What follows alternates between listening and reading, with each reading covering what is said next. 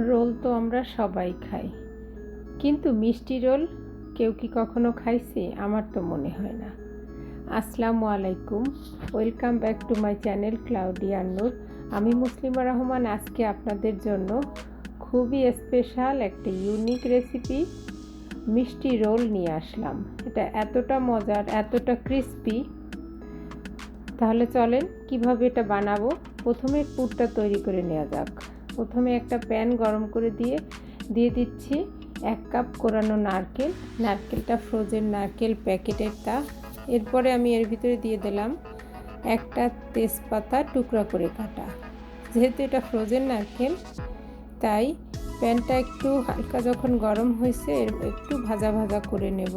খুব বেশি জোরে জাল দেওয়া যাবে না, খুব কম জালে। এর রঙটা যখন একটু পাল্টে যাবে তখন বোঝা যাচ্ছে যে রঙটা একটু পাল্টে গেছে। এখন এর ভিতরে আমি দিয়ে দেবো খেজুরের গুড়। খেজুরের আচার মতন যে বড় বড় গুড়গুলো আমরা এখানে পাই, আসে বাংলাদেশ থেকে, সেই গুড় আমি কাটে রাখিছি। সেইখান থেকে এখানে আমি আধা কাপ গুড় নিচ্ছি। আধা কাপ গুড় থেকে আমি যে গুড় দিয়ে দিলাম বেশ খানিকটা, সেইটা গুড়ের নারকেলের সঙ্গে খুব ভালো করে একটু সময় নিয়ে একটু ভেজে নেব। পরে আমি তেজপাতাটা কিন্তু তুলে ফেলে দেবো। আমি দেখালাম যে কতটুকু গুড় আমার রয়ে গেছে, বাকিটুকু আমি এতে ব্যবহার করছি। এবার আমি দিয়ে দেবো এখান থেকে চালের গুঁড়া। 2 টেবিল চামচ চালের গুঁড়া আমি এই নারকেল আর গুড়ের মিশ্রণের ভিতর দিয়ে দিচ্ছি। এইটা দিয়ে দিলে কি হয়, যে মিশ্রণটা, যে আমরা যে গুড়ের যে পুরটা বানাচ্ছি, এটা খুব বেশি ক্রাঞ্চি হয় এবং একটা আঠালো আঠালো ভাব হয়। যখন আমরা রোলটা বানাবো, ভাজার পরে যখন আমরা কামড় দেব, এটা খুব সুস্বাদু হয় এবং খুব ক্রাঞ্চি হয়। আপনারা আশা করি আপনারা দেখে বুঝতে পারতেছেন যে কেমন হয়েছে জিনিসটা। দিয়ে দিচ্ছি সামান্য একটু লবণ, কারণ মিষ্টি খাবারে লবণটা খুব ভালো লাগে। আমি এরকম স্প্রিং রোলের প্যাকেটের রুটি দিয়ে রোলটা আজকে বানাবো। প্রথমে একটা রুটি বের করে এর মাঝখানে খানিকটা পুর দিয়ে 2 পাশ থেকে ফোল্ড করে বা ভাঁজ করে পিছন দিয়ে ওইটা একটু আঙুল দিয়ে ধরে পিছন দিয়ে এটারে আমি উঠালাম। উঠায় সামনের দিকে ঘুরায় ঘুরায় গোল করে ফেলবো। এই তো হয়ে গেল রোল। কত সহজে, কোনো কঠিন কাজই না। এরপর আমি একটু ময়দা পানি দিয়ে গোলায় রাখছিলাম, যাতে এটা দিয়ে আটকায় দেওয়া যায়, যাতে ভাজার সময় খুলে না যায়। এইভাবে আমি রোলগুলো বানাবো। আরেকটা রোল আমি করে দেখাচ্ছি। ঠিক মাঝখানে এরকম করে পুরটা দিয়ে 2 পাশ দিয়ে ভাঁজ করব।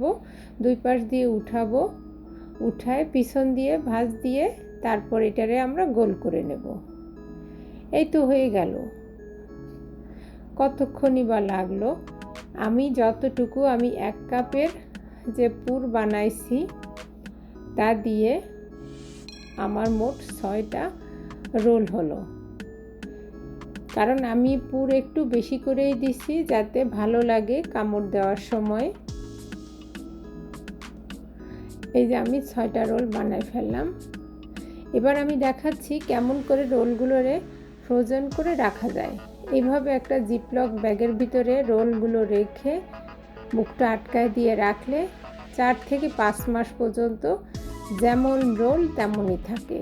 কারণ আমি নিজেই সবসময় বাচ্চাদের জন্য আমি মুরগির কিমা দিয়ে রোল করে রাখি, ওরা এটা খুবই পছন্দ করে। এবার ভাজার পালা। একটা প্যানে তেল দিয়ে, একটু পরিমাণে বেশি তেল দিয়ে, যখন তেলটা সামান্য একটু গরম হবে, বুঝতে পারতেছেন একটু চিরবির করে উঠছে, এই অবস্থায় আমি প্রথমে 3টা রোল দিয়ে দিলাম। একটু সময় নিয়ে একটু ভাজতে হবে। জালটা খুবই লো হিটে রাখতে হবে, কারণ বেশি রাখলে পুড়ে যাবে, দেখতে ভালো লাগবে না। ঠিক এরকম যখন একটু সোনালি রং আসবে তখনই কিন্তু রোলটা ভাজা হয়ে যাবে। এইভাবে উল্টা পাশটাও একটু ভেজে নেব। ভাজা হয়ে গেছে। আমি একটা সাদা টিস্যুর পরে রোলগুলো রাখতেছি যাতে তেলটা চুষে নিয়ে যায়। এবার আমি বাকি রোলগুলো ভেজে নিচ্ছি। ভেজে আমি প্লেটে রাখলাম, পরিবেশন করলাম। কি সুন্দর লাগতেছে। এটা যখন আমি ভাজতেছি তখন অনেক সুন্দর একটা ঘ্রাণ আসতেছিল, কারণ মিষ্টি খাবারের একটা আলাদা ঘ্রাণ আছে, তার ভিতরে আবার সেই মিষ্টি খাবার হলো নারকেল আর খেজুরের গুড়, তাহলে কোনো কথাই নাই। আশা করি আমার রেসিপিটা আপনাদের ভালো লাগছে। বাসায় তৈরি করে খাবেন, এটা আপনার ইফতারের জন্য খুব স্পেশাল একটা ইউনিক রেসিপি হবে, সবাই অনেক পছন্দ করবে। একটা রোল আমি ভেঙে দেখাচ্ছি ভিতরটা কেমন হয়েছে। গুড় নারকেল এর কম্বিনেশনে অসাধারণ। ওয়াও, আমি নিজেই অবাক হয়ে গেছি। আপনাদের ভালো লাগলে আমাকে সাবস্ক্রাইব করবেন, কমেন্ট করে জানাবেন কেমন লাগলো, সবার সাথে শেয়ার করবেন। আসসালামু আলাইকুম।